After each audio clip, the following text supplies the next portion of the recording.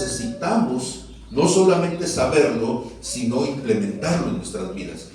Y entonces resulta que conozco personas muy capaces, con muchos dones, con muchos talentos, y que terminan su vida frustrados porque a pesar de la enorme cantidad de oportunidades que la vida les va brindando en todo momento, se frustran, fracasan. ¿Conocen gente así? Y que dice uno, pero si está listo, pero mira, si tenía tanto dinero en su familia, pero si tanta gente que quería ayudarle. Y bueno, pues algunos van a culpar a la suerte, al destino, a que los planetas se alinearon, a que la cuarta T, o a que el partido PRI, el PAN o el PRD, o quien sea, porque siempre hay un culpable afuera. ¿A poco no es cierto?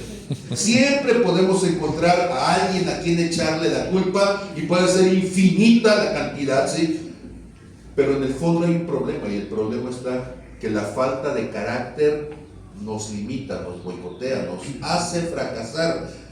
Y en la Biblia tenemos un montón de ejemplos, nada más pongo alguno muy famoso, como el caso de Sansón, que tenía toda la fuerza, tenía el llamado de parte de Dios, y uno hubiera dicho, él va a ser un gran juez en Israel, pero terminó frustrado,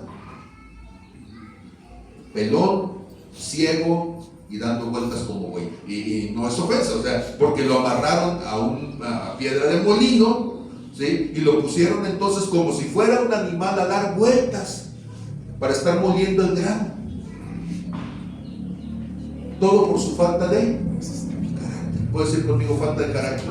Falta de carácter. Y entonces cuando nosotros pensamos en qué es lo que Dios quiere de nosotros, tendríamos que pensar que para poder ser desarrollados Dios nos da dones y talentos. Bueno, pues uno de los dones más importantes en el cuerpo de Cristo son los ministros. ¿Podría decir conmigo? Los ministros son un regalo de Dios. Entonces yo soy un regalo de Dios para el cuerpo de Cristo, para ustedes. Y los regalos, como todos los regalos, si no les gusta, pues lo tira, ¿verdad?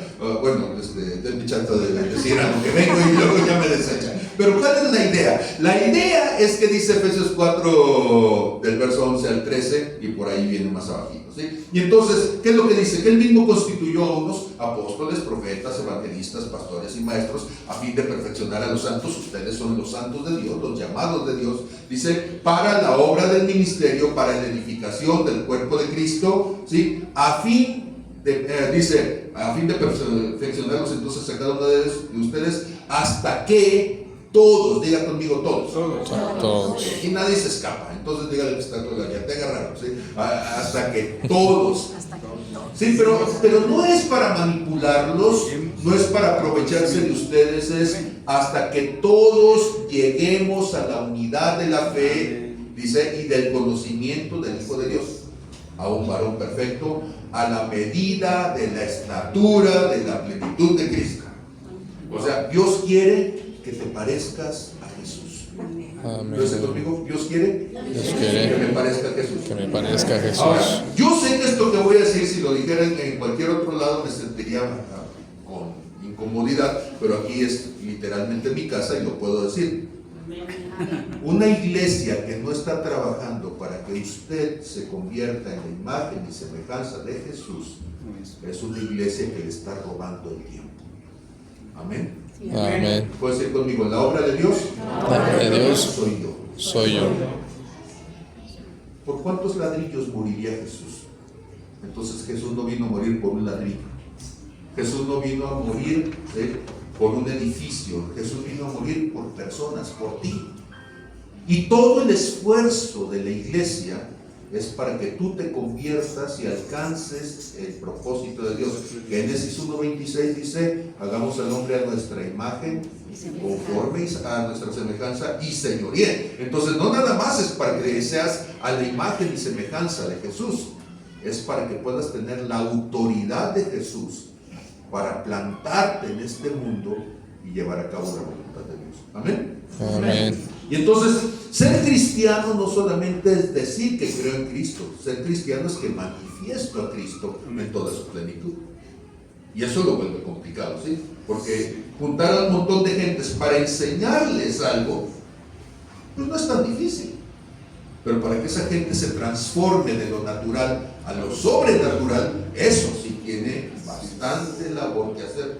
Y entonces, cuando nosotros pensamos en la palabra carácter, carácter es lo que te caracteriza. Y dices, ay, pues como que sonso suena eso. No, o sea, lo que te hace especial y diferente. Puedes decir conmigo, lo que me hace especial, Lo que me hace especial. lo que me hace diferente, Lo que me hace lo que diferente. me hace único, Lo que me hace único. lo que me caracteriza de los demás, Lo que me caracteriza de los demás. es mi carácter.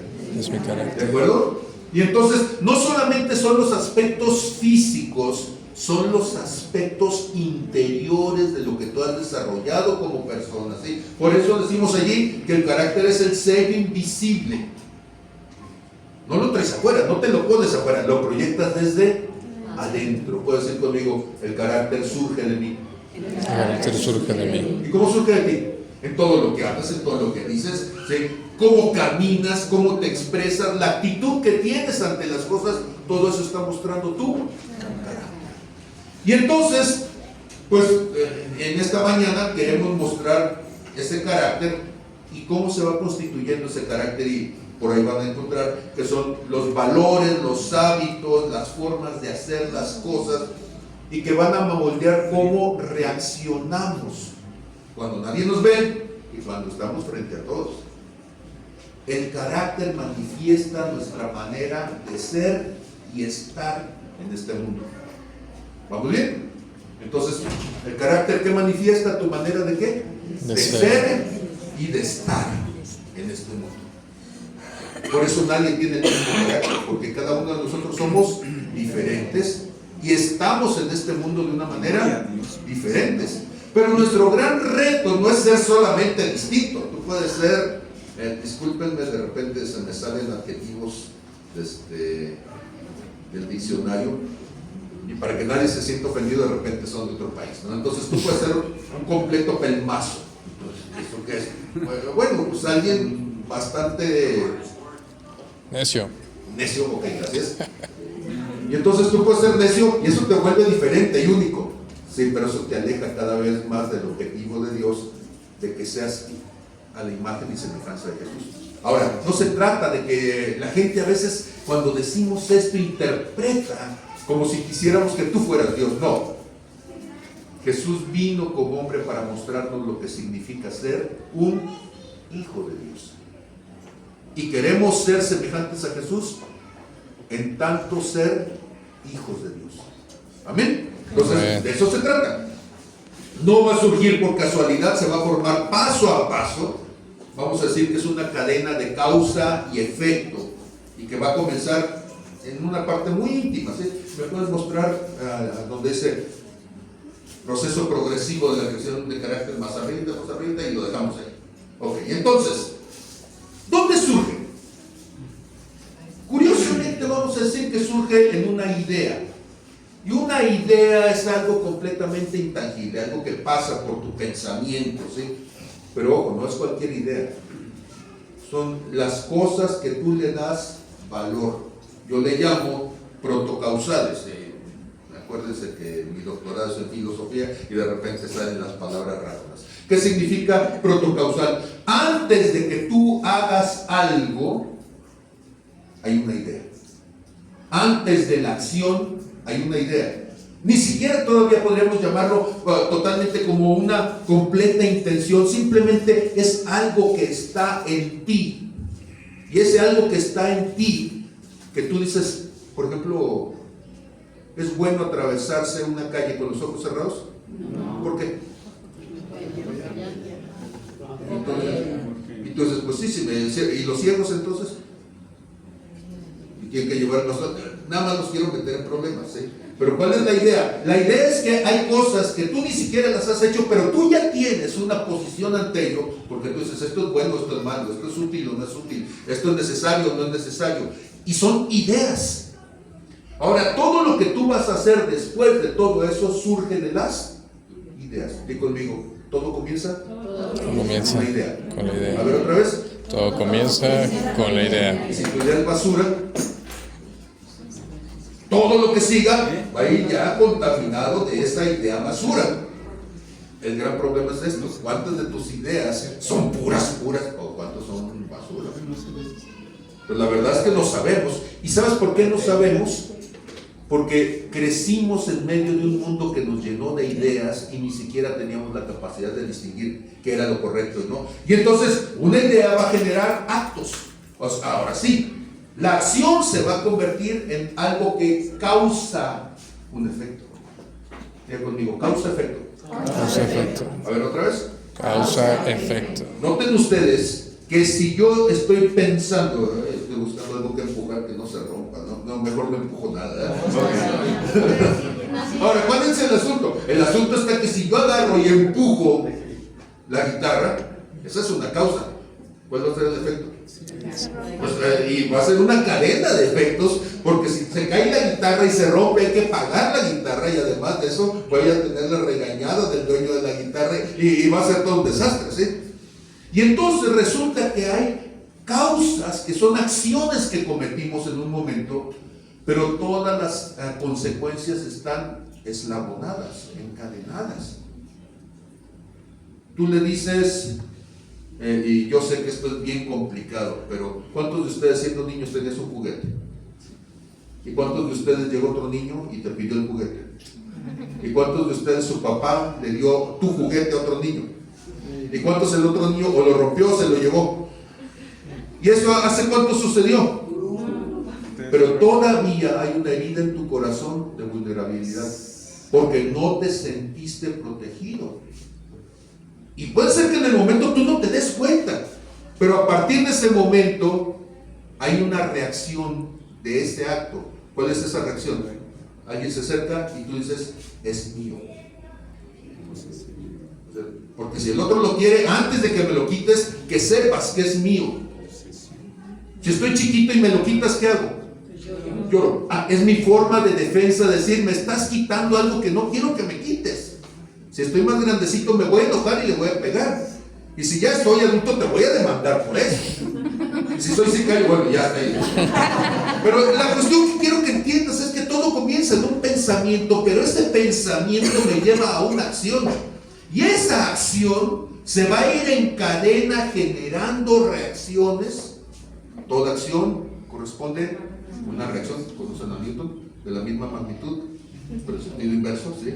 Y entonces, ¿qué es lo que va a estar sucediendo con todo eso? Que siempre nosotros inconscientemente pensamos y actuamos, pero nunca nos damos cuenta de dónde nos van a llevar esas consecuencias. Y esos actos los empezamos a repetir, y un acto repetido se convierte en un hábito. ¿Cuál es el problema de los actos repetidos? Cuando el acto es la primera vez, lo piensas, estás nervioso, no sabes cómo va a ser, te subes a manejar, nunca has manejado, y entonces agarras el carro y estás pensando, meto el clutch, saco el acelerador, bueno, meto el clutch, meto la palanca, voy sacando el clutch y voy acelerando un poquito, y tengo que ir viendo todo lo, ¿sí? Y toda tu atención está en eso, pero luego se va convirtiendo en y ya no lo piensas.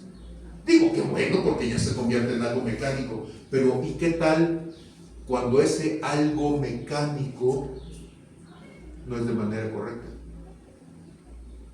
Te estoy hablando, ¡ya te dije! No pensaste todo lo que iba a decir, pero ¿qué aprendiste? Que hay un momento en donde te están diciendo tú estás ocupado y reaccionas automáticamente, como cuando manejas, sacas la ira y la persona dice, ¿qué pasó? Y a veces, sin darte cuenta, provocan lesiones profundas. Les he comentado de que yo fui violado a los 4 años y a partir de ese momento sucedió, bueno, además soy autista, lo que ustedes siempre ven, esta parte social es el alter ego, es la máscara para poder interactuar, pero como persona fuera del ámbito de presentarme, pues tiendo a ser más bien distante, es mi naturaleza. Y entonces cuando alguien de repente me quiere tocar, cuando alguien lo estoy viendo y si la persona veo que es una buena intención, digo, me van a tocar y hago todo un proceso mental para decir, hola, ¿cómo estás? Y ya le reaccionamos, ¿sí? Pero mi hija estaba chiquita, yo estaba sentado y llega y me agarra por detrás, yo estoy descuidado, ¿sí? Estamos en un espacio público, y cuando me agarra ella queriendo sorprenderme, yo iba a darle el codazo y en eso escuché su voz. ¡Papi! Ahora, ojo, la reacción natural automática, ¿cuál es? La que es más profunda. ¿Cuál es? ¿Cuál es? La más profunda. ¿Y sabes cuál es la más profunda? La que está metida en una herida de tu corazón. Es la más profunda. Y reaccionas a través de esa herida, y cuando ya le va a dar el codazo, entonces mi hija habla y yo tengo que volverlo consciente y decir esto, hija, y me quedo nada más así. Y mi hija ya está pálida, ¿sí? Porque no me conocía agresivo, porque siempre me trataba de frente y no por la espalda. ¿Va conmigo? Y entonces los hábitos, es cierto, son muy importantes cuando son hábitos saludables. Pero ¿cuántas de las reacciones instintivas que tienes han sido sanadas? Son saludables. ¿Me explicó? Y entonces la suma de estos hábitos conforma el carácter, y ese carácter del que estamos hablando es esa forma estable de ser. O sea, es así como te conocen. Te conocen como contento, como corajudo, te conocen como tímido, te conocen como... pues resulta que tu carácter probablemente ni siquiera sea eso. Para mí fue un problema porque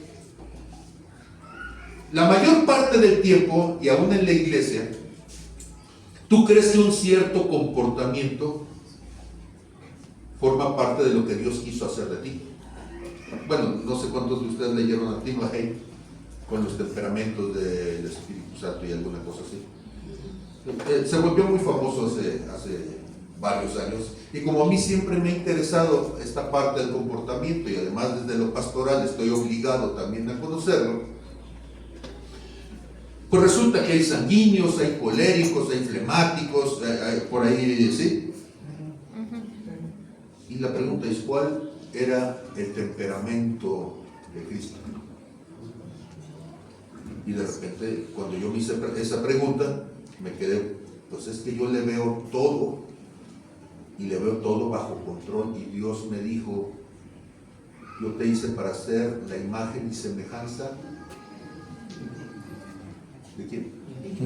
De Cristo. Y si tú fuiste hecho para ser la imagen y semejanza de Cristo, entonces tú no tendrías por qué, porque toda la vida yo dije, es que yo soy colérico, melancólico. O sea, me pegas primero, ¿sí? Te muerdo y luego lloro, ¿sí? Entonces tú dices, pero Cristo no era así. Cristo no era ni colérico, ni melancólico, ni flemático. Cristo es el varón perfecto, y Dios me puso el reto y me dijo, no quiero que vuelvas a ponerte los temperamentos como modelo de vida, sino como punto de partida. Amén. Porque tu punto final, ¿quién es?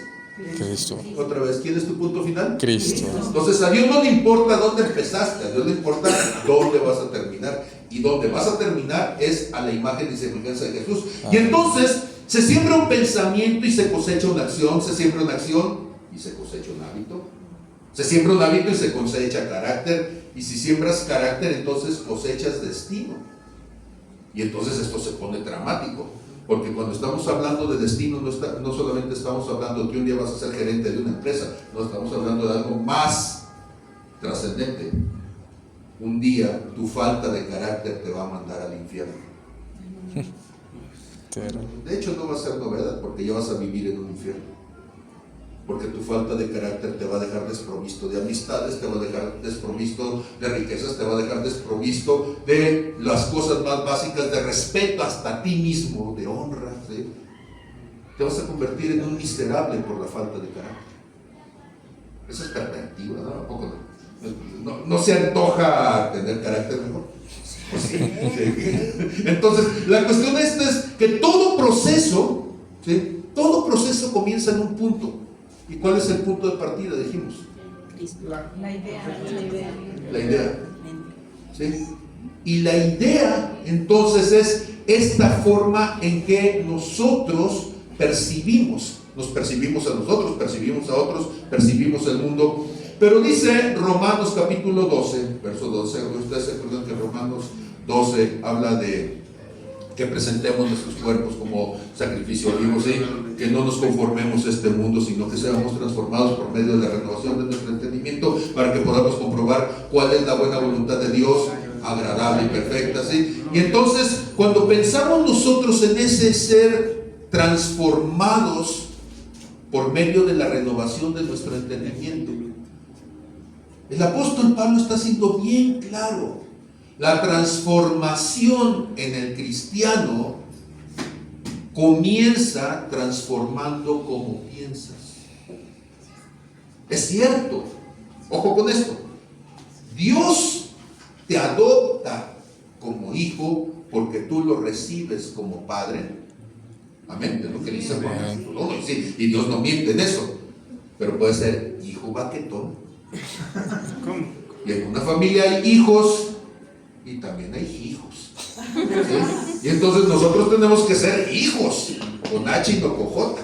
Amén. Y entonces el gran problema es este, que Dios no es el que necesita cambiar, somos. A ver, ¿quién es el que necesita cambiar? Nosotros. Y entonces la salvación es por gracia. Amén. Amén. Pero la transformación Es por es obra. un proceso de fe. Y el proceso de fe, ¿dónde comienza? El Pensamientos. campo de batalla está aquí. Sí. Hay que cambiar la manera en que vemos las cosas, ¿sí? Y entonces tendríamos que pensar en cómo pensamos. Y el punto número 1. Entonces, todas las conductas nacen en la mente, en las ideas. Y tenemos ideas, intenciones, creencias. Pero cuando pensamos en cuáles son las ideas más poderosas de nuestra vida, acá, pensamiento número, el punto número 1 de pensamientos, las ideas más poderosas son los valores. Puedes decir conmigo, las ideas más poderosas son los valores. Las más poderosas son los valores. ¿Sí? Porque todo el mundo lo clasificas de acuerdo a esa idea de valor. Esa idea de valor es fundamental, porque a partir de ello tú vas a clasificar el mundo. Bueno o malo, agradable o desagradable, me gusta o no me gusta, le tengo miedo o no le tengo miedo, ¿sí? La cosa va a ser la misma. Tú dices perro, pero lo que hace la diferencia es la etiqueta que le pusiste, y eso se llama valor. Y si te gustan los perros vas a decir perro amoroso, perro bonito, ¿sí? Pero si no te gustan, si eres fóbico a los perros, entonces vas a decir perro malo, perro peligroso, perro fuchi, yo no sé, pero finalmente te vas a alejar. Y entonces dice Proverbios 23:7, porque cuál es, dice el hombre, el pensamiento en su corazón, tal es él. Dios dice, tú eres tu pensamiento. Y no estoy hablando entonces de motivación, porque siempre escucho uno esto en conferencias motivacionales, échale ganas y párate al espejo y dite. No, Dios dice, no te hagas menso, eres lo que piensas. ¿Sí? Eres lo que piensas. Y no basta, ojo, no basta pararte en el espejo y echarte una frase motivacional, soy un flaco en un cuerpo gordo, soy... No. Porque lo que Dios está diciendo es que tú terminas haciendo las cosas que metiste en tu cabeza como valores. El problema es este, que cuando nosotros pensamos que cualquier cosa que yo meta en mi cabeza efectivamente va a transformar al universo, Dios dice, no, discúlpame criaturita, ¿sí? El universo lo hago yo. Amén. Puedes decir conmigo, Dios es el que hace, determina lo que pasa en el universo. Lo que pasa en el universo. Tú te puedes poner implantes, digo, de muchas cosas, ¿no? Yo me pongo un implante de hueso aquí, me van a poner un implante también, o te pueden de silicona o de lo que sea, pero finalmente la persona desde adentro no cambia. ¿Cuántos de ustedes han hecho una cirugía? Ok, di conmigo, esa cirugía es temporal. Es temporal. Cuando tengas cuerpo nuevo, glorioso, glorificado, vas a ser la persona que Dios había establecido desde el principio. Si no te gustaba tu nariz y te la cambiaste, oh sorpresa, ¿sí? Vas a llegar y todo el mundo va a decir, ¿quién eres? ¿Sí? Porque nadie te va a conocer. Allá no hay silicón, allá eres quien Dios quería que fueras. Amén. Amén. Pero lo vas a ver hermoso. Miren, Dios además de creatividad, ¿sí? Dios nos ama y nos dio cosas. Ahora, yo no estoy diciendo, y yo sé que eso que decía era más una broma que una doctrina. Tú naciste sin piernas, lo más seguro es que Dios te las dé. Mi tío Jorge, antes de morir, él era sordomudo. Tenía cáncer y estaba en un proceso conflictivo. Ya murió mi tío. Pero en ese proceso que estaba con el miedo que tenemos los papás a morir y dejar a nuestros hijos, hubo un momento en donde él murió. Momentáneamente murió. Y fue más bien como un viaje de parte de Dios, si me lo toman así. Resucitó. Nadie se dio cuenta que estaba muerto, nadie se dio cuenta que había resucitado. Pero él le dijo a mi hermana, ¿sabes qué? Yo ya fui al cielo. Se lo dijo con señas porque él era sordomudo. Dice, pero lo que me sorprendió es que allá sí podía hablar y allá podía escuchar. Dice, y cuando empecé a escuchar y empecé a hablar, ya no me dio miedo de morir. Entonces, vas a tener un cuerpo nuevo, vas a tener un cuerpo glorificado. Este cuerpo que tenemos es desechable, literalmente. ¿Sí? Y entonces, cuídalo para que te dure lo que deba de durar, pero no te encariñes tanto con él. ¿Sí? Es temporal, es desechable. Porque el de veras, ese es perfecto. No se enferma, no se cansa como este, no le duelen las cosas como este, no envejece. Amén. Amén. Es eterno. Y entonces, el asunto de todo esto es que nosotros tenemos que pensar las cosas a la manera de Dios. Y ser cristianos, ser creyentes, pensar las cosas a la manera de Dios. ¿Cómo? A la manera de No Dios. a la manera del pastor. Y por eso tenemos que agarrar la escritura, y aunque el pastor estaba haciendo un chiste con esto, es decir, ese era chiste, no era doctrina, ¿sí? Y entonces, ¿qué nos dice Filipenses 4:8? Por lo demás, hermanos, todo lo que es verdadero, todo lo honesto, todo lo justo, todo lo puro, todo lo amable, todo lo que es de buen nombre, si hay virtud alguna, si algo digno de alabanza, en esto pensad. Y Dios dice, te di la capacidad de pensar, pero el criterio es piensa en eso. ¿Sí? No es cualquier pensamiento, es piensa en eso. Y dice uno, bueno, todo lo bueno, Señor, vieras qué bueno. No. Por más bueno que tú te sientas, ¿sí? Y Dios no se refiere a eso bueno, ¿sí? Y entonces, cuando nosotros pensamos en esta guía, ahí hay una tablita abajo que dice todo lo verdadero. O sea, tienes que pensar contra la mentira. ¿Sí? ¿Y qué es la verdad entonces? Pues la verdad objetiva, revelada y coherente es lo que Dios nos revela en su palabra. Amén. Amén. Por ejemplo, ¿matar es bueno o es malo? Hay quien dice, no, bueno, es que eso es relativo. Digo, está bien, pues, vamos a pensar que es relativo. Llegas a tu casa y mataron a tu hija. Es malo, ¿verdad? Entonces no vayas a la casa de nadie y mates a nadie. Porque esa persona es un hijo de alguien más, es un esposo de alguien más. Si no te gusta que te lo hagan a ti, no lo hagas. Así de simple. No, a mí se me hace bien curioso, me tocó conocer a una persona que le pedía a Dios todos los días que le fuera bien en su trabajo. ¿Cuál era su trabajo? De hecho salió una persona más o menos en las mismas. La mamá estaba llorando porque su hijo todos los días iba a trabajar, ¿sí? Y nunca le hacía daño a nadie. ¿Cuál era su trabajo? Se subía a las combis a saltar, ¿sí? Pero nunca le hacía daño a nadie. Y un día se subió a una combi donde había venido una persona que era de las fuerzas públicas, traía su arma, el otro saca su arma chiquita para poder, y el otro saca un armón, y pues se lo suena allí. Y estaba enojada la mamá. Y tú dices, a ver, ¿robar es bueno o es malo? Malo. Llegas a tu casa y te robaron, ¿te gusta? No. Entonces no vayas a la casa de nadie, ¿sí? ¿Prestaste un libro y no te lo regresaron? Entonces, cuando te presten a ti un libro, regrésalo, ¿sí? No te gusta que nadie lastime tus cosas, no lastimes las de nadie. Porque esa es la pauta de conciencia del valor de las cosas. Si no te gusta a ti, seguramente no le gusta a nadie más. No lo hagas. Dios resume todo esto como la ley del talión, ¿sí? Con la vara que midas, serás medido. Las mismas cosas. Todo lo honesto está contra la hipocresía. ¿Y qué es la hipocresía? Pues la falta de transparencia. Entonces tenemos que ser transparentes, francos, sinceros. Que el interior lo tengamos siempre expuesto. No hay doble intención. Vivimos así. Normalmente no. Te digo lo que quieres oír para hacer lo que quiero hacer. Pero eso es perverso.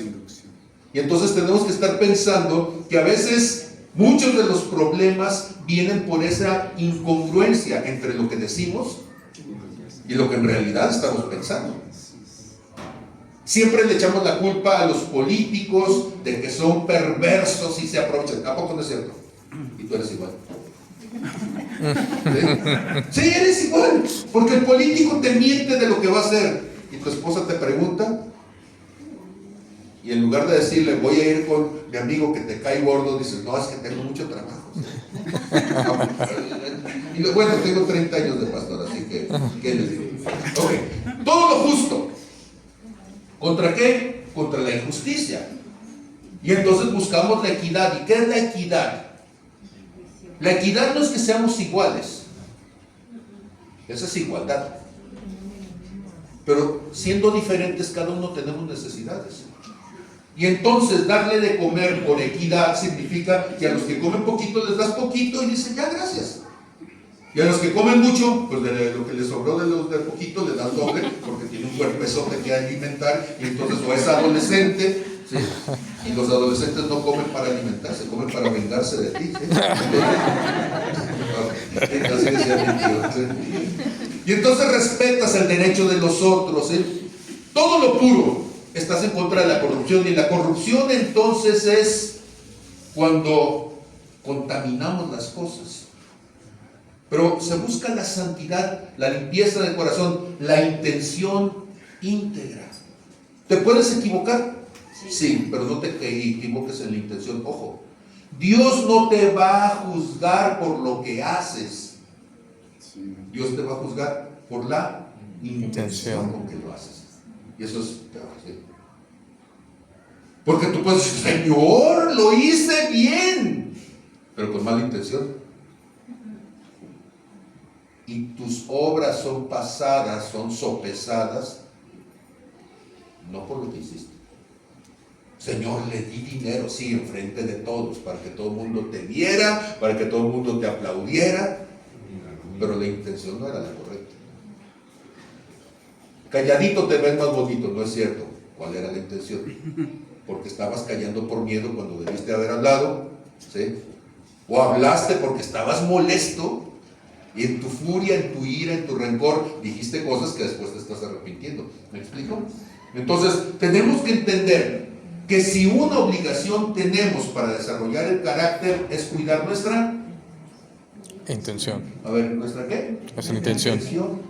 A ver, digo una vez más, tengo que cuidar mi intención. Tengo que cuidar mi intención. ¿Otra vez? Tengo que cuidar mi intención. Ojo, las consecuencias de lo que tú hagas no dependen totalmente de ti. Es más, la mayoría de las cosas, por más que lo intentes, nunca vas a poder limitar todas las consecuencias. Pero la única cosa de la que sí eres totalmente responsable es de tu Intención. Cuida tu intención. Hazlo con el corazón correcto. Si alguien lo toma mal, pues dile a Dios, Señor, no era lo que yo quería hacer. Amén. Amén.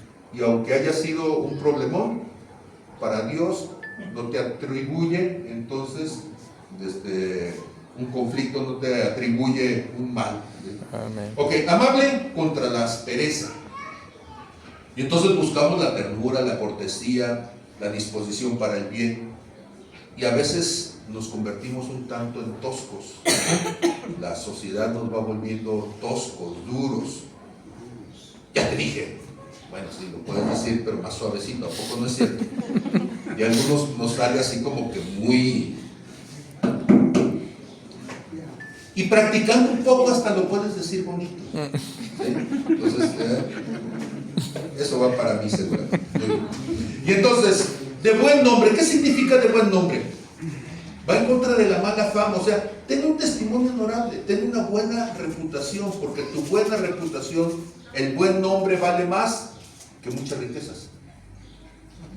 Y entonces hazlo, no para que la gente lo vea, sino porque tú estás finalmente sembrando para Dios. Virtud, y la virtud va en contra de la mediocridad moral.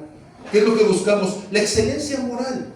Fíjense ustedes, en el griego, la palabra arete, como cuando nosotros decimos aretes, ¿sí?, significa virtud. Y los aretes, aunque a veces no se ven porque están tapados por el pelo, pero finalmente siempre adornan. Por eso mucha gente terminó diciéndoles aretes, porque son las joyas que embellecen lo que eres. Entonces, si no te pones aretes porque eres hombre, o porque no te gustan, porque no tienes agujerito, porque lo que sea, bueno, pero póntelos por dentro, ¿sí? O sea, las virtudes son importantes. Y luego dice algo digno de alabanza, o sea, déjalo trivial, hay tantas cosas triviales, vulgares, insulsas, son tonterías. Y dice, búscalo lo elevado, lo noble, lo sublime, lo que inspire la admiración piadosa. Entonces, ok, ¿quedan claras las ideas? Entonces, primer punto, ideas. ¿Sí? Como que vamos muy lento, ¿verdad? ¿Aguantan los otros 4 que faltan? ¿Sí? Sí. Vámonos con el segundo. ¿Qué es un acto? Un acto es una acción. Y dijimos entonces que lo que pensamos se traduce en acciones concretas. Si yo empujo esto, ya es una acción concreta y va a tener una consecuencia. Probablemente se rompa el micrófono, probablemente se dañe algo. Y entonces hay un problema con esto. Actuar. Sí. Ese ya se los mandamos a varios. Y si están en el grupo de WhatsApp, ya lo tienen aquí.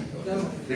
Gracias. Y entonces, ¿cuál es la idea? La idea es que, para que no se me olvide, ustedes ya lo tengan y lo puedan estudiar. Y si creen que es importante, se lo enseñen a la gente que vive alrededor de ustedes, ¿sí?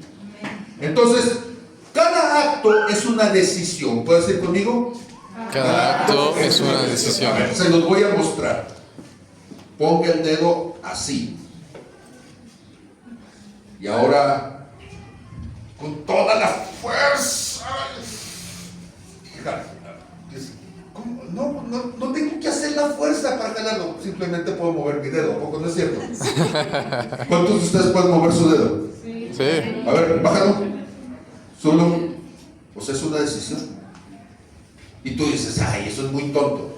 El asunto está que así como tú puedes mover tu dedo, también puedes mover tu lengua o cerrar la boca. ¿Sí están conmigo? Sí. Entonces, tú no puedes decir, ay, es que es un accidente. No, tú puedes mover tu dedito. ¿Sí? El otro ejemplo es más burdo, pero es verdad, ¿sí? Cuando un niño comienza realmente a dejar de ser una criatura meramente biológica para convertirse en un ser social, tienes dos características muy importantes. Una, empieza a tener control sobre su guturación para decir sonidos que nosotros llamamos lenguaje. Él ya podía tener sonidos y ya lloraba por hambre, pero ya de repente ya te puede decir bibi, bibi, te puede decir papá, mamá, ¿de acuerdo? Sí, conmigo. Bueno, los animales también hacen guturaciones y se comunican con los demás. Segunda cosa entonces, El lenguaje. ¿saben ustedes por qué en los desfiles la asociación de charros es los últimos que van? Porque dejan toda la fuerza al caballo. Porque van excretando, ¿sí? Y entonces, Se embarran. puedes ir conmigo, control corporal, Control corporal. control de dedo, ¿sí? Control de brazo, ¿sí? Control de pierna, control de boca, control de esfínteres. ¿sí? Entonces le dices al chiquillo, no te vas a hacer en los calzones. ¿Y qué hace el chiquillo? Se hace. Pero empiezas poco a poco a educarlo. ¿Cuándo sabes tú que el chiquillo ya ha ido sociabilizando? O sea, la norma social de no hacer lo que el cuerpo le pida, sino lo que la idea, la mente, ¿sí?, le diga, cuando puede controlar sus esfínteres.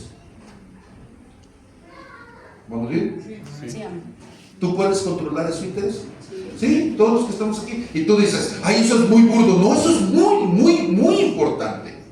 Se llama ayuno.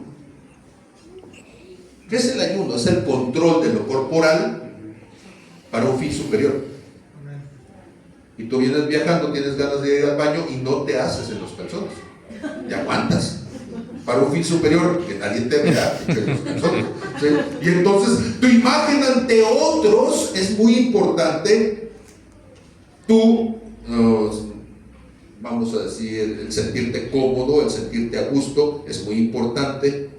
Y te esperas el tiempo que sea necesario hasta llegar a un lugar seguro en donde puedas suplir tu necesidad. ¿Van conmigo?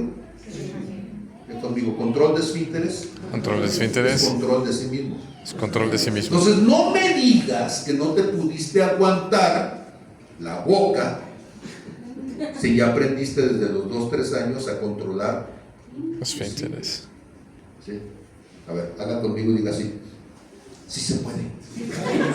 A ver, ¿cómo?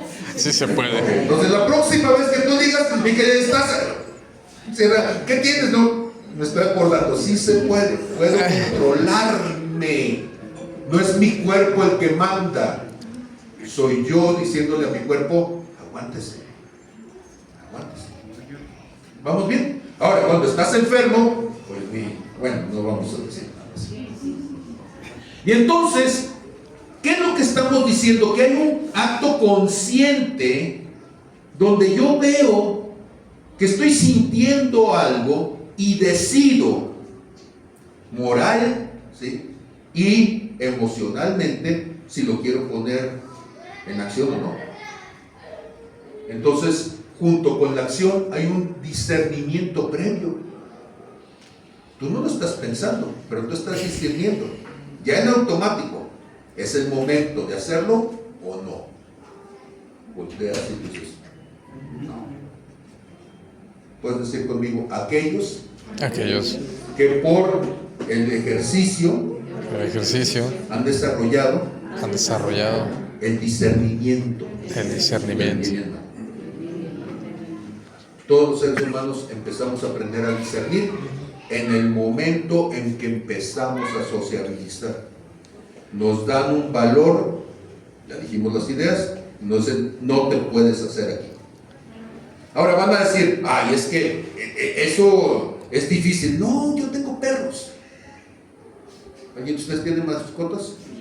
¿Y cuántos de sus mascotas se hacen del baño arriba de tu cama? ¿Por qué? Nos condicionamos. Pues los condicionas, dices, oye, la primera no sabías, pero a partir de allí le vas a dedicar tiempo, porque es más fácil enseñar al perro que lavar el colchón, ¿sí? Y le vas a enseñar a que ahí no es donde se hace, y le vas a decir, se hace acá. ¿Y aprende? Sí. Tú puedes también, entonces, ¿sí?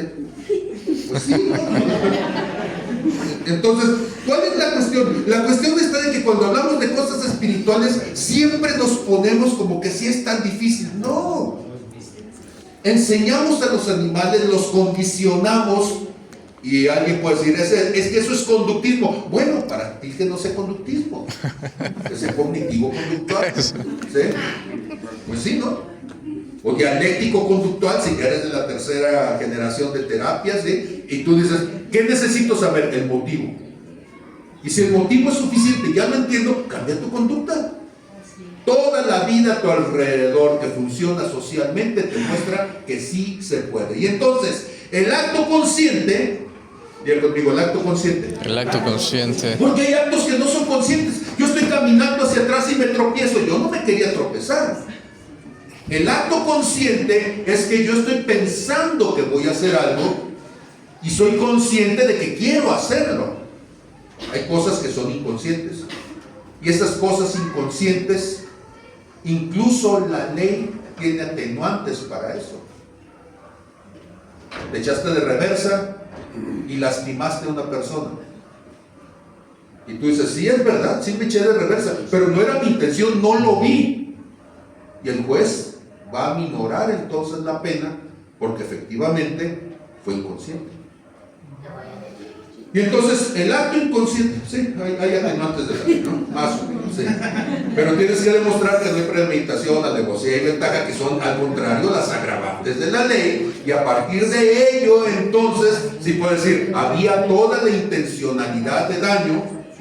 Premeditación significa que tuve tiempo para pensarlo, y a pesar de que tuve el tiempo para pensarlo, decidí que lo iba a hacer. Y ventaja, que busqué las condiciones en donde el lesionado fuera el otro y el que saliera no vulnerado fuera yo. Y entonces eso es la malicia, es la perversidad completa, ¿sí? Y entonces, cuando nosotros estamos pensando en estos actos conscientes, estamos diciendo que ahí hay un componente intencional. Hace rato yo les decía, ¿cuál es tu intención al hacer las cosas? ¿Por qué lo estás haciendo?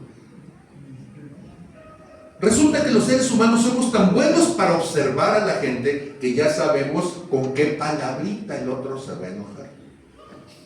¿A poco no es cierto? Tienes tan estudiada la persona que tú le dices, sí, mi amor, como el otro día. Y ¿cuál otro día? Pues hay un montón de agua. Ya sabe cuál es el otro día. Y si la esposa está buscando pleito por celos, ¿sí? Y el marido le dice, mira, mi amor, no quiero discutir contigo. Ah, entonces quieres discutir con otra, ¿verdad? Entonces, el asunto es que debemos poner esta cosa ante la verdad. Esto debe ser revelado ante la verdad, juzgado en su motivación y asumido por responsabilidad. ¿Cómo saber si algo es bueno o malo? Compáralo con lo que Dios dice. Compara tu intención con lo que Dios dice y hazte responsable. Ya que viste tu motivación, hazte responsable. O sea, le estoy diciendo algo para que se enoje. Ya cuando se enoje, hazte responsable. Le jalas la cola al gato y luego te quejas de que te aruña, ¿sí? Y dicen, están viendo que la perra es brava y todavía la cuchilean. Soy de rancho. Entonces, el asunto es este. Si tú estás viendo que la persona tiene ciertas condiciones, no alegues inocencia cuando lo estás haciendo, ¿sí? Porque, ojo, Dios no te va a hacer responsable de la actitud del otro, pero Dios sí te va a dar durísimo por tu perversidad de saber, le voy a tocar la llaga para que le duela. Y Dios no es deudor de nadie, ¿eh? Así que aguas cuando tú eres el que le debes a Dios.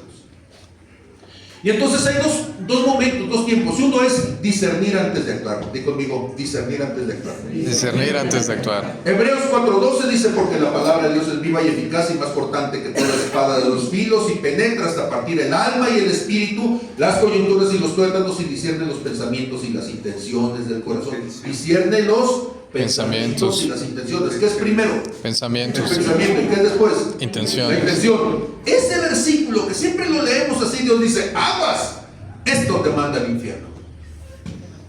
Porque una cosa es que lo pensaste. Sí, podemos pensar un montón de cosas, pero luego dices, no, esto no es de buena intención. Y te detienes. Y Dios dice, bien. Pero tú pensaste una cosa y le diste viada. Y Dios dice, esa es la intención. El primer segundo se perdona. Volteaste y viste algo que no deberías de haber visto. Pero luego te quedas ahí. Segundo, ahí es donde la cosa se va a hacer, ¿sí? Y entonces decíamos hace rato, Hebreos 5:14, los que tienen los sentidos ejercitados en el discernimiento del bien y el mal. Eso lo estamos haciendo siempre, conscientemente. Proverbios 2:9 dice, entonces entenderás justicia, juicio y equidad y todo buen camino, ¿sí? ¿Por qué? Porque estás discerniendo. ¿Qué quiero hacer? ¿Por qué lo quiero hacer? Me van a decir, es que eso es muy difícil. No, es muy fácil. Es difícil arreglar problemas que no querías. Es difícil andar apagando infiernitos que no querías. Esperarte 3-4 segundos y decir, a ver, ¿cuánto me va a costar esto? Y decir, no vale la pena. Lo dejas pasar. ¿Sí? Actuar con propósito, y entonces dice Santiago 1:22, pero sean hacedores de la palabra y no tan solamente oidores, engañándose a sí mismos. Tenemos que hacer, ya lo sabes, hazlo. Ya lo sabes. Ya sabes que esto te va a causar un problema. ¿Para qué lo haces? ¿Sí? Ya sabes que ciertas actitudes, ¿sí? Si nomás le dije, sí, mi amor, sí, pero el tonito, ¿verdad? Sí, mi amor, ¿verdad? Y el otro dice, entonces, si ya sabes lo que tú digas, mi amor, ¿sí? Como siempre, Colosenses 3:23 y 24 dice, y todo lo que hagan, háganlo de corazón como para el Señor. ¿Para quién estás actuando? Para el Señor. ¿Para quién? Para el Señor. Es que este tipo no se lo merece, es cierto, él no, pero Dios sí. Tu actitud no es para agradar a la persona, es para agradar Adiós. a Dios. El otro es un vival, el otro es un pillo, el otro es un barbaján, lo que tú me digas, ¿eh? Pero no lo estás haciendo por el otro, lo estás haciendo por Dios.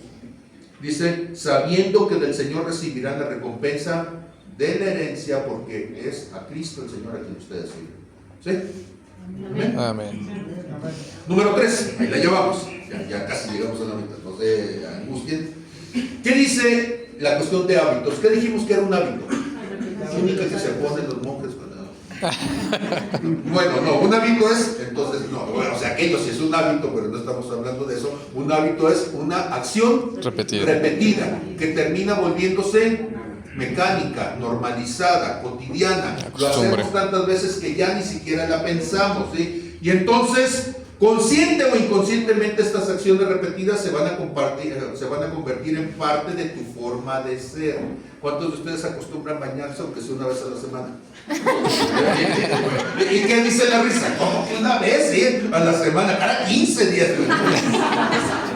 Una vez al mes. Ahora, el asunto es que hay cosas que para nosotros son tan normales que hasta nos parece imposible que fuera diferente. Pero la gente en Francia compra perfumes. ¿Sí? Y potentes para que medio se esconda la cosa. Ahora, ¿cuál es la cuestión? Nosotros somos una cultura que tenemos agua. Y la disfrutamos increíble, ¿a poco no es cierto? ¿Sí? Y entonces, si te sientes cansado, te bañas. Si te sientes triste, te bañas. Si vas a ir a trabajar, te bañas. Si vienes de trabajar, te bañas. Si vas a tener... te bañas. ¿Por qué?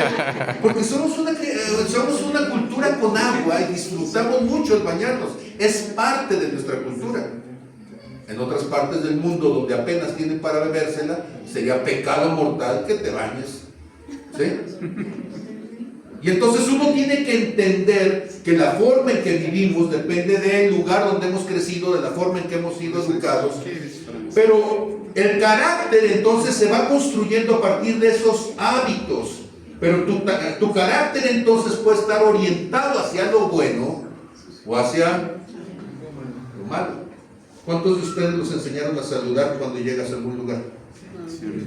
Yo saludo hasta en la fila del camión. Los chiquillos ya no. Y tú dices, hola, buenos días, con permiso, sí, voy a pasar, me voy a formar. Dice mi esposo, ¿y para qué les dices que te vas a formar? Y yo digo, no sé, me enseñaron que tenía. Y gente como Chuy que me conoce, pues muchas veces se da cuenta de que hago ese tipo de cosas, ¿no? No sé si es consciente o inconsciente, pero como que mi cerebro se siente cómodo de decir buenos días. ¿Sí? Hay cosas que ya son aprendidas. Les decía, no, a mí en lo natural no soy tanto de tocar a la gente, pero en algún momento me dijeron que tenía que saludar, que a las mujeres se les saludaba con beso, a los hombres no, porque a veces me equivocaba ya. Y entonces el asunto es, y que eso depende del contexto, porque es un contexto, clase media, más o menos la gente se saluda de beso, pero en la sierra donde yo era monje, pues si tú querías besar a alguien eso iba a ser un problema y ibas a salir corrido a machetazos, ¿sí? Entonces tú dices, a ver, volteas y dices, ¿cómo es aquí? Y hay gente que tú la vas a saludar y la gente te saluda con el brazo tieso, entonces eso significa no te acerques. Ah, bueno. Hay gente que tienes la confianza y lo haces y de repente yo no sé si sí o si no, y como que me ven nervioso, y hay gente que me dice, no, no te preocupes, no hay problema, sí, en Santa Rosa, ok. Y entonces, ¿saben ustedes que en la vida las grandes cosas que logramos son la suma de las pequeñas cosas que hacemos todos los días? Tú vas al gimnasio, pagas todo el año del gimnasio para que te salga más barato y vas un día. ¿A poco no ha pasado? Va, levanta la pena. ¿Qué pasó contigo? ¿Dónde quedó el cuerpazo que querías? Pues no, diga conmigo, constancia. Constancia. Decía Benjamin Franklin, enséñale a tu hijo perseverancia y después enséñale lo que sea. Porque ¿de qué sirve tener un buen don si no perseveras? Yo tengo un hermano que tiene oído perfecto, musicalmente tiene oído perfecto. Él agarró una guitarra, le empezaron a enseñar la guitarra, una tarde después ya sabe tocar la guitarra lo que le enseñaron. Tiene oído perfecto, pero no tiene perseverancia. Yo no tengo el oído perfecto de él, pero soy terco. Y entonces yo dije, como él más chico que yo, ¿sí? Porque él tenía en ese momento como 10 años, no como 11, y yo tenía 16. Entonces a mí me entró el celo de decir, el más chico toca bien rápido y yo no. Entonces yo agarré la guitarra y me puse dale, dale, dale, dale, dale. Y después yo tocaba mejor que él. ¿Y cómo lo hiciste? Pues perseverancia. ¿Saben ustedes que en Medio Oriente, bueno, en Medio Oriente y en las culturas, en Japón es muy concreto esto, en China, para ellos la inteligencia no es tan importante? ¿Ellos qué es lo que valoran realmente? La perseverancia, el esfuerzo. Nosotros, tú te sientes que tocas muy bien, que haces muy bien, que das buenas maromas y sale un chinito de 3 años haciendo cosas increíbles. Yo no sé, ¿y esto de dónde sale? Porque son una cultura de perseverancia y los papás ponen al chiquillo dale y dale y dale y dale y ya están tocando donde todo el mundo andábamos jugando, ellos ya están tocando y ya están haciendo. ¿Sí? Nos falta Perseverancia. A ver, nos falta Perseverancia. y entonces por eso no tenemos hábitos saludables, porque nos falta Perseverancia. la fe. Es un hábito, no es un destello. La fe es un Hábito. Perseverar, dice la gente. Los que perseveran en la fe, ¿han escuchado eso? Yes. ¿Qué significa? Cuando escuches perseverar, significa que no es algo que Dios dio, es algo que tienes que hacerlo. Si Dios te lo dio, pero tú no perseveraste, no se manifiesta. Tienes que hacerlo. Ok, entonces, en Lucas 16 van a encontrar cosas como estas. El que es fiel en lo poco, también en lo más es fiel. ¿Sí? Cosas como la puntualidad, el orden, el aseo, la constancia, la gratitud, la fortaleza, la salud. Todas esas son fruto de la perseverancia, de los hábitos. Romanos 6:16. Este siempre me ha gustado. Eres esclavo de aquello que no obedeces. ¿Cómo sabes a quién obedeces? Fíjate a quién le dedicas tiempo. Yo estoy peleado con Mark Zuckerberg por todo el tiempo que me quita, ¿sí? ¿Cuántos de ustedes hacen el scroll de Facebook? Nomás diario. Ahora, yo no lo hago por mí, yo quiero que entiendan eso. Yo tengo que saber qué están viendo mis ovejas. Lo cierto es que hay un montón de hábitos negativos que tenemos. Perdemos el tiempo. Ahora, está bien, te vas a divertir un rato, me voy a divertir 15 minutos, está bien, se vale. Pon una alarma a los 15 minutos y cuando suene, déjalo. ¿Sí? ¿Por qué? Porque si no le vas a dedicar 3 horas. Hay aplicaciones increíbles y que además son gratis para saber cuánto tiempo le dedicaste a eso. Y te vas a asombrar de darte cuenta que la cantidad de horas que le dedicaste fue más que los 3 minutos que leíste la Biblia. Entonces, perseverancia. Romanos 6:19 dice: así ahora para santificación presenten sus miembros para servir a la justicia. ¿Sí? Hebreos 10:24-25. Considerémonos los unos a los otros para estimularnos al amor y a las buenas obras. Necesitamos entonces entender la vida cristiana, el carácter se forma perseverando. ¿Quieres una virtud en tu vida? Persevera en ella. Pídele a la gente que está a tu alrededor que te recuerde. Hazlo así. ¿Quieres quitar un mal hábito? Dile a las personas que están a tu alrededor, ayúdame, quiero quitar este mal hábito. Si se lo dices a tu esposa, ya lo lograste. Sí. De veras, ¿sabían ustedes que los hombres casados viven más tiempo que los solteros? No es broma, ¿sí? Aunque no nos gusten los hombres, ¿sí? Pero hay estadísticas. En México no hacemos estadísticas de nada, ¿sí?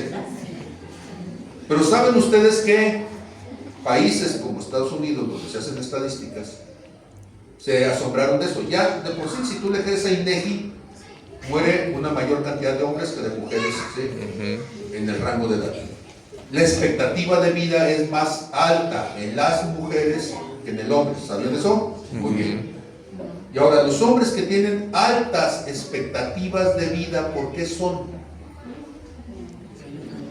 Curiosamente, la mayoría de ellos es porque tenían alguien que les estaba diciendo, recordando, sirviendo de reforzamiento positivo. Llamémosle preocupación matrimonial, ¿sí? No, hijo, no te lo comas, no, hijo, ¿sí? Ahora, ¿es verdad? ¿Se enoja uno? Sí, sí se enoja. Una vez estaba yo abusando del alimento y mi esposa me dice, ya comiste mucho. Y entonces me enojo y le digo, no me cuentes la comida, soy tu esposo, no soy tu hijo. Sonó re feo. A los 6 meses fui con el médico y me dijo, usted es diabético, ya sabía. Y mi esposa voltea y dice, ahora ya no está mi esposa, pero ahora me tengo que estar cuidando. Ok, carácter. Entonces la suma de todo eso es lo que llamamos carácter. Y este carácter entonces es lo que va a expresar todos los días lo que yo soy, lo que yo hago. Es el hábito como yo me manifiesto ante los demás, ¿sí? Y entonces, el hombre bueno, dice Mateo 12:35, del buen tesoro del corazón saca cosas buenas. ¿Por qué? Porque fue lo que metiste allí.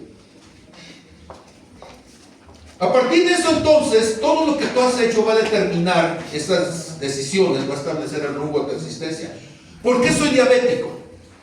¿Porque hay una predisposición genética? Sí, pero por tragón, ¿sí?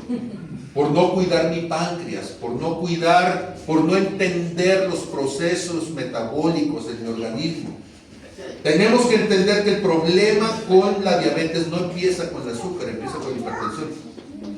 ¿Por qué? Porque la hipertensión lo que genera es lesiones en todos los tejidos blandos, entre ellos riñones, entre ellos páncreas, entre ellos hígado, entre ellos